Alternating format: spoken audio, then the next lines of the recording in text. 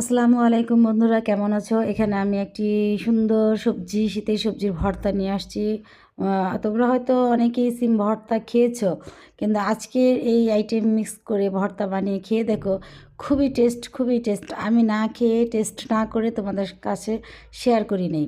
আমি আগে খেয়েছি, তারপরে তোমাদের কাছে শেয়ার করেছি। আমি এই ভর্তাটা দুদিন আগে বানিয়ে খেয়েছি। তারপরে যখন ভালো লেগেছে, তাই তোমাদের কাছে ভাবলাম যে আমার বন্ধুদের কাছে ওই বিষয়টা শেয়ার করি। এই যে ফুলকপি, এখন শীতের সবজি, সব সবজি পাওয়া যায়, তোমার হাতে যা থাকবে। সিম একটু বিচিয়ালা নিবা, সিমটা নিবা বিচিয়ালা। এই যে ফুলকপি ছিল আমার ঘরে, একটু ফুলকপি নিলাম, পেঁয়াজ পাতা ছিল পেঁয়াজ পাতা নিলাম, তারপরে সিম নিলাম। এই যে হালকা একটু পানি দিয়ে জাস্ট সিদ্ধ করে নিয়েছি লবণ দিয়ে।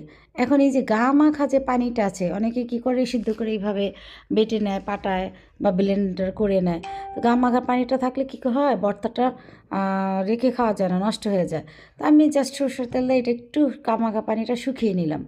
এখন এই যে আমি ব্লেন্ড করে নিব। অনেক সময় পাটাপোতার কাজ করতে অনেক কষ্ট, অনেক বেচেলর ভাইয়েরা থাকে, বিদেশি ভাইয়েরা যারা থাকেন, পাটাপোতা বাটার জন্য ভর্তা খেতে পারেন না, তারা আমি বলবো যে আমার মতো এভাবে শর্টকাট ব্লেন্ডে দিয়া একবারে ফিনিশ করে দিবা। তারপরে মনে করো গরম ভাতের সাথে নিয়ে খাওয়া। খেয়ে দেখো বন্ধুরা, তারপরে বোনের কথা স্মরণ করবা।